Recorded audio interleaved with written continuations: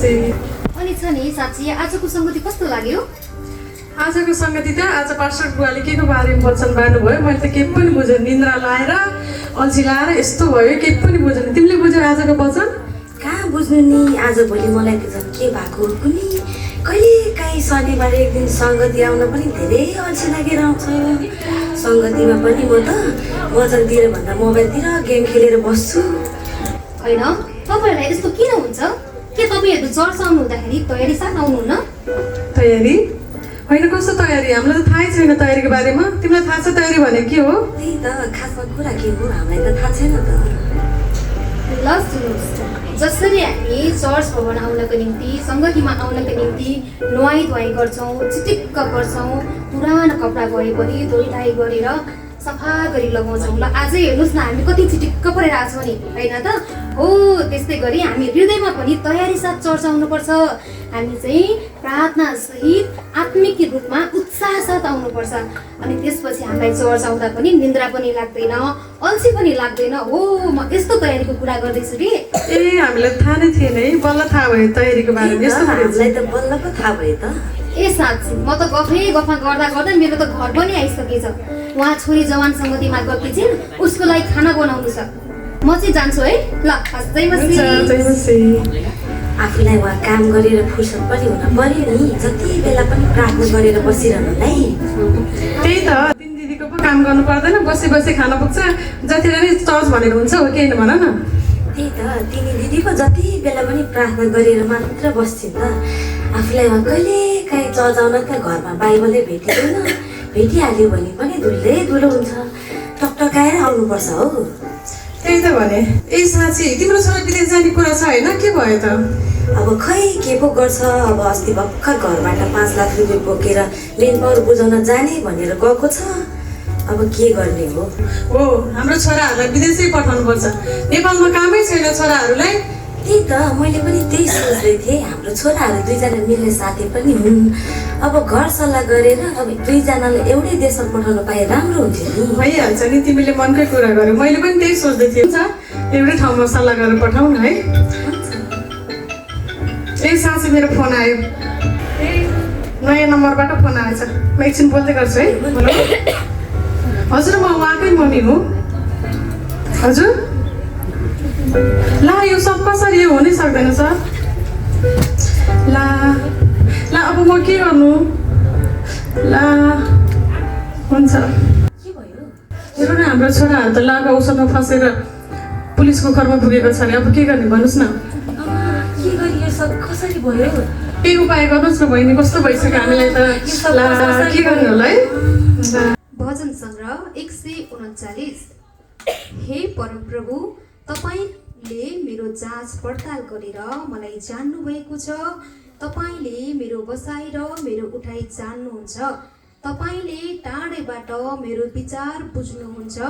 मेरो हिँडाइ र मेरो सुताइ तपाईँले छानबिन गर्नुहुन्छ र मेरा सबै चालचलनहरूसँग तपाईँ परिचित हुनुहुन्छ। किनभने मेरो जिब्रोमा कुनै शब्द आउन अघि नै हेर्नुहोस्, हे परमप्रभु, तपाईँले त्यसलाई पुरा रीतिले जान्नुहुन्छ। आमेन। आमा आमा हैन कता हुनुहुन्छ? ए छोरी आइपुग्यौ, बस न, म यहाँ वचन पढ्दैछु। हेर्नुहोस् आमा, तपाईँले यति लामो समयदेखि गरिरहनु भएको प्रार्थना प्रभुले सुन्नुभयो नि। हजुरले हामीलाई प्रभुको शिक्षामा डोडाउनु भयो, यसकारण म सफल हुन सकेँ। हेर्नुहोस् त आज मेरो बाइबल कलेज सकेको प्रमाणपत्र पनि आइसक्यो। ओहो, प्रभुलाई धेरै धन्यवाद भएको होस्। छोरी अबबाट तिमीले छ नि प्रभुको सेवा पनि गर्नुपर्छ है। अब हेर तिम्रो बाइबल कलेज पनि सक्यो। अब तिम्रो बाइबल कलेज सकेको उपलक्ष्यमा म मेरो साथीहरूलाई चाहिँ मिठाई बाँड्न चाहन्छु। तिम्रो लागि मैले त्यहाँ खाजा बनाएर राखेको छु, खाजा खाएर बस्दै गर है। तिमीले केही सोचे हाम्रो छोराहरूको बारेमा? कहाँ सोच्नु नि, के के गर्ने यो पनि उपाय त गर न। ल तपाईँहरू त यहाँ पो बस्नु भइरहेछ। हेर्नु न मेरो छोरीमा बाइबल कलेज सकाएको उपलक्ष्यमा यी चक्लेट लिएर आएको छु। ल चक्लेट खानुहोस् त। होइन तपाईँहरू त म कस्तो निराश पो भएको देख्छु त। के भयो तपाईँहरूलाई? हेर्नुहोस् न दिदी, तपाईँको यति जेलसम्मको सङ्घर्ष र प्रार्थनाले अहिले तपाईँको छोरी सफल भएकी छिन् अनि बाइबल कलेजबाट ग्रेजुएट भएर प्रमाणपत्र लिएर आएका छन्। दिदी हेर्नु न हाम्रो छोराहरू चाहिँ लागु औषधमा फसेर अहिले पुलिसले समाएर लगेको छ अरे दिदी। के गर्ने होला खै, म त केही भन्नै सकेको छैन दिदी।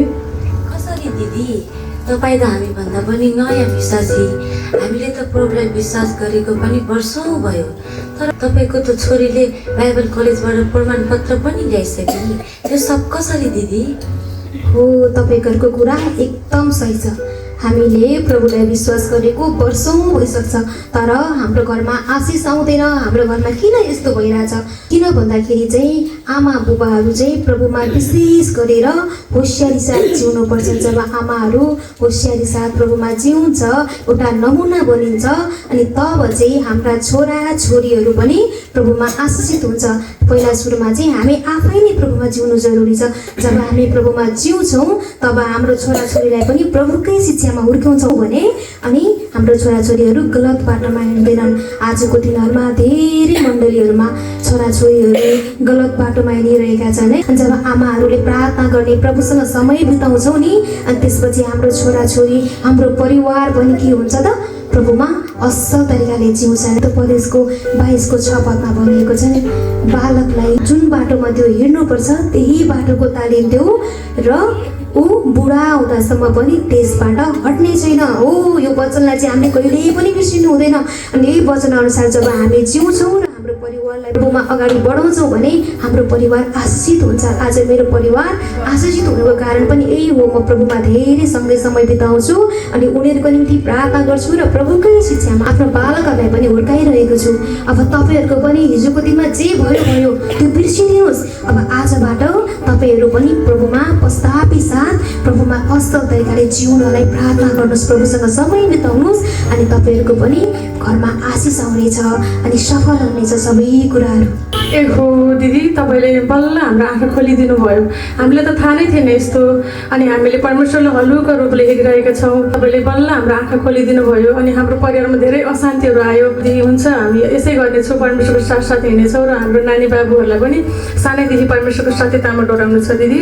अब हामी यही गर्नेछौँ है।